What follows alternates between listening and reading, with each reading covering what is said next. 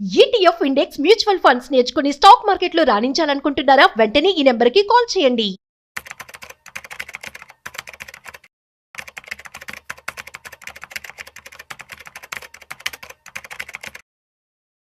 నమస్కారం అనిల్ సింగ్ గారు.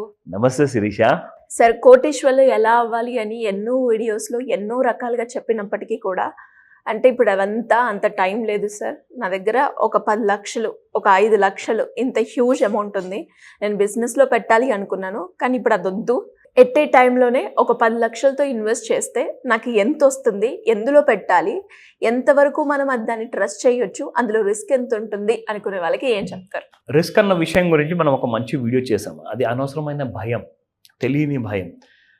It's called as an ambiguous fear which has got no sufficient evidence అనమాట to it. ఎందుకంటే అసలు మనం అందరం కూడా తెలుసో తెలియకో లైఫ్లో చిన్న పెద్ద రిస్కులు తీసుకుంటూనే ఉంటాం. మరి వాటికి మీరు సక్సెస్ఫుల్గా క్రాస్ అయిన తర్వాతే కదండి ఇప్పటిదాకా ఇక్కడ దాకా ఇన్ని సంవత్సరం మీరు బ్రతుకుతూ వచ్చారు. అందరు ఏమంటారంటే నా డబ్బులు నేను పెడితే లాస్ కాకూడదు అంటారు. బిజినెస్ చేస్తారంటే ఒక షాపు, ఒక ఫ్యాక్టరీనో పెడతారు, కోట్లల్లో పెట్టుబడులు పెడతారు. 1 సంవత్సరము 5 సంవత్సరాలు నడుస్తుంది, దాని తర్వాత అది ఫెయిల్ అయిపోతుంది. అంటే మనం చనిపోవాలా ఫెయిల్ అయిపోతే? కాదు కదా. You should consider your failure as a stepping stone to success. అవునా కాదా? అంటే పాజిటివ్గా ఆలోచించాలి మనిషి. ఎందుకంటే జీవితము, నేచర్ కూడా ఎన్ని సునామీలు వచ్చినా, ఎన్ని భూకంపాలు వచ్చినా కానీ భూమి మాత్రం మనందరికీ అలాంటి కైండ్ ఆఫ్ మంచి క్లైమేట్ ఇవ్వడము, మంచి కైండ్ ఆఫ్ ఫ్రూట్స్ ఇవ్వడము మానేస్తుందా? కాదు కదా. సో కష్టాలు అనేది అందరికీ వస్తాయి, భయం కూడా అందరికీ ఉంటుంది, కానీ దాన్ని ఓవర్కమ్ చేయండి. ఇన్ఫ్యాక్ట్ హిందీలో ఒక మంచి డైలాగ్ కూడా ఉంది, డర్కి ఆగే జీత్ హై అని చెప్పేసి. సో నేనేం చెప్తానంటే, if you want to live by your kind of an instinct, me instinct ఏదైతే ఉందో దాన్ని మీరు కాన్ఫిడెన్స్లో మార్చండి.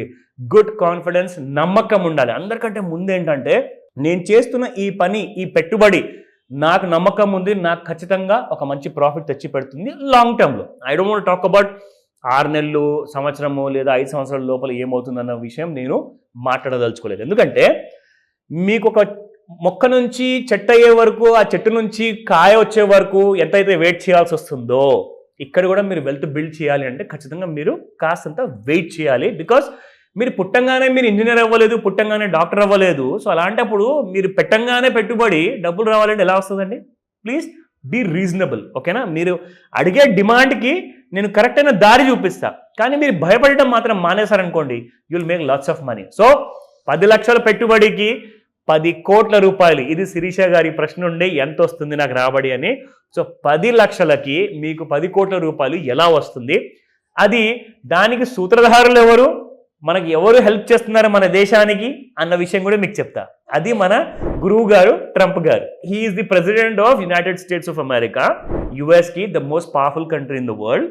సో ఆయన గారు ఏం చేశారంటే అందరి మీద, అంటే అన్ని దేశాల మీద, చైనా, కెనడా అండ్ వేరే దేశాల మీద ఆయన ఏం చేశారంటే టారిఫ్ విధించారు. టారిఫ్ అంటే ఏంటి? ఫర్ ఎగ్జాంపుల్, మీ దేశంలో ఒక కంపెనీ ప్రోడక్ట్ మ్యానుఫ్యాక్చర్ అయిందండి 100 రూపాయలకి. అది నా కంట్రీకి రావాలి అంటే నేను ఒక 10 రూపాయలు ఒక ఇంపోర్ట్ ట్యాక్స్ అనేది విధిస్తాను. 110 రూపాయల తర్వాత మీరు ఇంకా ప్రాఫిట్ యాడ్ చేసుకోండి, అమ్ముకోండి. కానీ ఇప్పుడు ఈ సార్ ఏం చేశారంటే 10%, 5%, 1% కాదండి, ఏకంగా 25 to 30% వరకు ఒక్కొక్క ప్రోడక్ట్ మీద టారిఫ్ పెంచేశారు. ఓకే, ఏమనంటే నా ఇష్టం, నా దేశం, నా జనాలకి ఇక్కడ బెనిఫిట్ అవ్వాలి.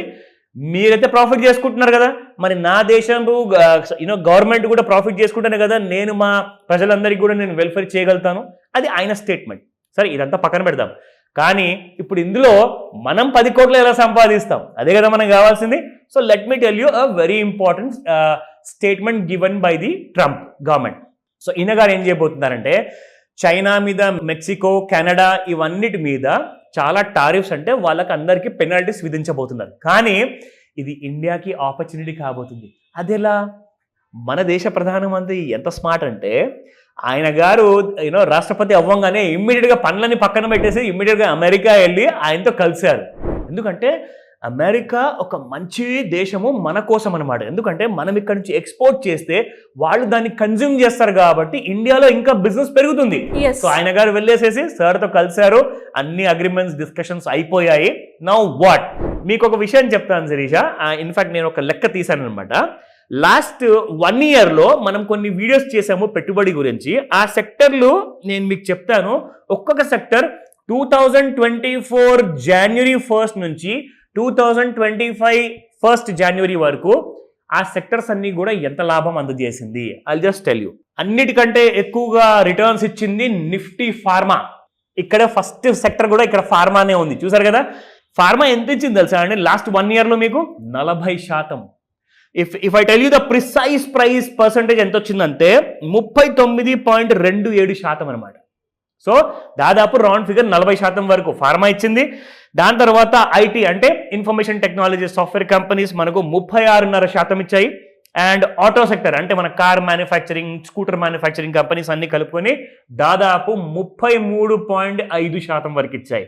And last but not the least మన SBI, union bank, Canara bank ఇవన్నీ పబ్లిక్ సెక్టర్ బ్యాంక్స్ కాబట్టి ఇవన్నీ కలుపుకొని దాదాపు 27% వరకు రిటర్న్స్ ఇచ్చాయి. అంటే మనం ఇచ్చిన ఏదైతే ఆ కైండ్ ఆఫ్ చేసిన ఎడ్యుకేషనల్ వీడియోస్లో ఈ సెక్టర్స్ అన్ని కూడా మొత్తం ఒక సంవత్సరంలో పర్ఫామ్ చేస్తాయి అన్నాం కదా, అవన్నీ కూడా మనం 5-10%, 15% వరకే చెబితే 40% వరకు పెరగడం జరిగింది Sirisha. And this has been a wonderful achievement. మన దగ్గర నేర్చుకున్న స్టూడెంట్స్ కానివ్వండి, వాళ్ళందరూ ఇంకా ఎక్కువగా సంపాదించారు. అండ్ అందరు ఎగ్జిస్టింగ్ కైండ్ ఆఫ్ ఫ్రెండ్స్ కానివ్వండి, వాళ్ళందరూ కూడా చాలా happy. So first sector is pharma. దీని తర్వాత మీకు రెండో సెక్టర్ ఉంటుంది కెమికల్, మూడవది ఆయిల్ అండ్ గ్యాస్, నాలుగవది ఆటో సెక్టర్, మళ్ళీ వచ్చింది ఆటో ఇక్కడ. And fifth is a cable manufacturing. అంటే ఫర్ ఎగ్జాంపుల్ మీకు చెప్తాను, ఫినోలెక్స్ కేబుల్ పేరు విన్నారా? సో మనం ఎలక్ట్రికల్ కేబుల్స్ అవన్నీ వాడతాం కదా, వాళ్ళ మ్యానుఫ్యాక్చరింగ్ గురించి. And metals and mining. ఇవే సెలెక్టెడ్ పేర్లు ఎందుకు తీసుకున్నారంటే ట్రంప్ గారు ఏం చేస్తున్నారంటే చైనా మీద, మెక్సికో మీద టారిఫ్లు విధించడం వల్ల ఏమవుతుందంటే వాళ్ళ కంపెనీస్ అమెరికాకి ఎక్స్పోర్ట్ చేయలేరు, ఎందుకంటే ఆ రేట్లు ఎక్కువ ఉంటాయి కాబట్టి జనాలు కొనలేరు. సో ఇవన్నీ కూడా ఎక్కువగా ఎక్స్పోర్ట్ జరగబోతున్నాయి ఇప్పుడు ఇండియా నుంచి అనమాట. సో ఇండియన్ కంపెనీస్కి ఒక సాలిడ్ అడ్వాంటేజ్. కానీ ఏ కంపెనీలో పెట్టుబడి పెట్టాలి? మీరు సెక్టర్ పేర్లు మాత్రం చెప్పారు కానీ కంపెనీ పేర్లు చెప్పలేదే. దానికోసమే నేను ఒక స్మార్ట్ క్లాస్ ఆర్గనైజ్ చేయబోతున్నాను. ఎప్పుడు ఉంటుంది ఆ క్లాస్? ఆ క్లాస్లో ఏమేమి చెప్పబోతున్నారు?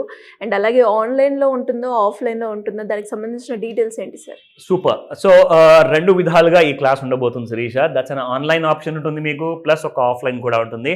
అండ్ 1-on-1 క్లాస్ కావాలని చెప్పేసి కొంతమంది కాల్ చేసి అడుగుతున్నారంట, సార్ మీరు అనౌన్స్ చేసిన డేట్ అండ్ టైంకి ఒకవేళ నేను రాలేకపోతే నేను ఏదైతే టైంలో అవైలబుల్ ఉంటానో దయచేసి నాకు మీరు క్లాస్ తీసుకోగలుగుతారా? నేను ఒక్కనే ఉంటాను 100%.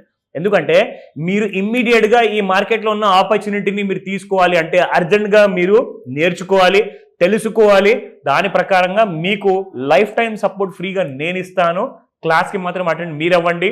డీటెయిల్స్ అన్నీ కూడా స్క్రీన్ పైన కనిపిస్తున్న నెంబర్కి కాల్ చేసి లేదా వాట్సాప్ మెసేజ్ పెట్టి ఈ రోజే కనుక్కోండి. Because date is going to be declared before the 31st of March ఇమ్మీడియట్గా. ఎందుకంటే 1st April నుంచి కొత్త ఫైనాన్షియల్ ఇయర్ స్టార్ట్ కాబోతుంది. అప్పటి వరకు స్టాక్స్ పెరిగిపోతాయి. Thank you sir. Thank you. Welcome Sirisha. Suman టీవీలో మీ పర్సనల్ అండ్ బిజినెస్ ప్రమోషన్స్ కోసం కింది నెంబర్కి కాంటాక్ట్ చేయండి.